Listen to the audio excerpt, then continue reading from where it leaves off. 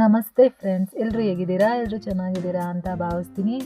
ಒಂದೇ ಥರ diet food ತಿಂದು ಬೋರ್ ಆಗಿದ್ರೆ ಈ ರೀತಿ ಒಂದ್ಸಲ ರಾಗಿ ಸೂಪ್ನ ಟ್ರೈ ಮಾಡಿ. ತುಂಬಾ ರುಚಿಯಾಗಿರುತ್ತೆ, ತುಂಬಾ ಹೆಲ್ದಿಯಾಗಿರುತ್ತೆ, ತುಂಬಾ ರುಚಿಕರವಾಗಿ ಮಾಡಿ ತೋರಿಸಿದ್ದೀನಿ. ತುಂಬಾ ಸಿಂಪಲ್ಲಾಗಿ ಕೂಡ ಮಾಡಿ ತೋರಿಸಿದ್ದೀನಿ. ಯಾವ ರೀತಿ ಮಾಡೋದು ಅಂತ ನೋಡೋಣ ಬನ್ನಿ. ಫಸ್ಟು ನಾನಿಲ್ಲಿ ಒಂದು ಪ್ಯಾನ್ಗೆ ಒಂದು ಅರ್ಧ ಸ್ಪೂನಷ್ಟು ಎಣ್ಣೆನ ಹಾಕಿದ್ದೀನಿ. ಎಣ್ಣೆ ಬಿಸಿ ಆದಮೇಲೆ ಒಂದು 4 ಎಸಳಷ್ಟು ಬೆಳ್ಳುಳ್ಳಿನ ಈ ರೀತಿ ಸಣ್ಣದಾಗಿ ಕಟ್ ಮಾಡಿ ಹಾಕಿದ್ದೀನಿ.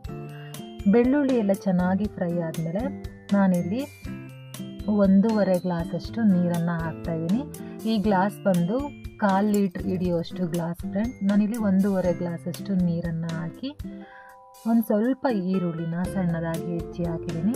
ಕ್ಯಾರೆಟ್ನು ಕೂಡ ಸಣ್ಣದಾಗಿ ಹೆಚ್ಚಿ ಹಾಕಿದ್ದೀನಿ. ಬೀನ್ಸ್ನು ಕೂಡ ಹಾಕಿದ್ದೀನಿ. ಇಲ್ಲಿ ಸ್ವಲ್ಪ ಜೋಳನೂ ಕೂಡ ತೊಗೊಂಡಿದ್ದೀನಿ. ನಾನಿಲ್ಲಿ ಸೂಪ್ನ ಮಾಡಿ ತೋರಿಸ್ತಿರೋದು ಒಬ್ರಿಗಾಗೋವಷ್ಟು. ಇದು ಒಬ್ರಿಗೆ ಹೊಟ್ಟೆ ತುಂಬ ಸಿಗುತ್ತೆ, ತುಂಬಾ ಚೆನ್ನಾಗಿರುತ್ತೆ, ಹೆಲ್ದಿಯಾಗಿರುತ್ತೆ.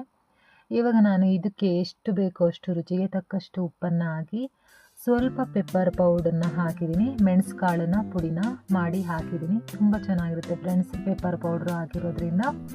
ಜೋಳ ಹಾಕಿರೋದ್ರಿಂದನೂ ಅಷ್ಟೇ ಮಕ್ಕಳಿಗೆಲ್ಲ ತುಂಬಾ ಇಷ್ಟ ಆಗುತ್ತೆ ಅಂತ ತಿಳ್ಕೊಂಡಿದ್ದೀನಿ. ಇದು ನೀರು ಕುದಿ ಬರ್ತಾ ಇರಬೇಕಾದ್ರೆ ನಾವಿಲ್ಲಿ ಒಂದು ಸಪ್ರೇಟ್ ಬೌಲ್ಗೆ 1 ಸ್ಪೂನ್ ಆಗುವಷ್ಟು ರಾಗಿ ಹಿಟ್ಟನ್ನು ತಗೊಂಡು ಒಂದು ಸ್ವಲ್ಪ ನೀರನ್ನು ಹಾಕಿ ಚೆನ್ನಾಗಿ ಕಲಿಸ್ಕೊಳ್ಳೋಣ. ಗಂಟಿಲ್ಲದೆ ಈ ರೀತಿ ಕಲಿಸ್ಕೊಂಡು ಕುದೀತಾ ಇರುವಂತಹ ತರಕಾರಿ ಬೇಯ್ತಾ ಇರುವಂತಹ ನೀರಿಗೆ ರಾಗಿ ಮಿಶ್ರಣವನ್ನು ಸೇರಿಸ್ಬಿಟ್ಟು ಚೆನ್ನಾಗಿ ಸ್ವಲ್ಪ ಮಿಕ್ಸ್ ಮಾಡ್ಕೊಳ್ಳೋಣ. ಇದು ಸ್ವಲ್ಪ ಗಟ್ಟಿಯಾಗುತ್ತೆ.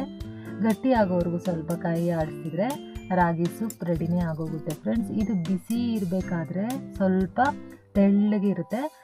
ಇದು ಸ್ವಲ್ಪ ತಣ್ಣಗಾದ್ಮೇಲೆ ತುಂಬಾ ತಿಕ್ಕಾಗಿರುತ್ತೆ. ನಮಗೆ ರಾಗಿ ಸೂಪ್ ಥರನೇ ತಿನ್ನೋದಕ್ಕೆ ಕುಡಿಯೋದಕ್ಕೆ ಚೆನ್ನಾಗಿರುತ್ತೆ ಫ್ರೆಂಡ್ಸ್.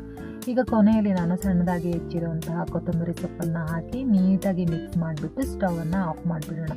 ತರಕಾರಿ ಎಲ್ಲ ನೀಟಾಗಿ ಬೆಂದಿರುತ್ತೆ ಫ್ರೆಂಡ್ಸ್, ಡೌಟೇ ಬೇಡ, ತುಂಬ ಚೆನ್ನಾಗಿರುತ್ತೆ.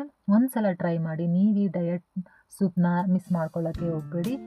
ತುಂಬಾ ಈಸಿಯಾಗಿ ಮಾಡಿ ತೋರಿಸಿದ್ದೀನಿ ನೋಡಿ. ಸ್ವಲ್ಪ ತಣ್ಣಗಾದ್ಮೇಲೆ ನಮಗೆ ಯಾವ ಥರ ಸಿಕ್ಕಿದೆ ಅಂದರೆ ರಾಗಿ ಸೂಪ್ ತುಂಬ ಚೆನ್ನಾಗಿ ಸಿಕ್ಕಿದೆ. ಇದು ಕುಡಿಯೋದಕ್ಕೂ ಚೆನ್ನಾಗಿತ್ತು, ತುಂಬಾ ರುಚಿಯಾಗಿತ್ತು. ಅಂತೂ ಈ ಡಯಟ್ ರೆಸಿಪಿನ ಮಿಸ್ ಮಾಡ್ಕೊಳ್ಳೋಕ್ಕೆ ಹೋಗಬೇಡಿ. ಮತ್ತೆ ಸಿಗ್ತೀನಿ ಮತ್ತೊಂದು ಈಸಿಯಾದ ರೆಸಿಪಿಯೊಂದಿಗೆ. ಇದೇ ರೀತಿ ನನಗೆ ಸಪೋರ್ಟ್ ಮಾಡ್ತಾ ಇರಿ.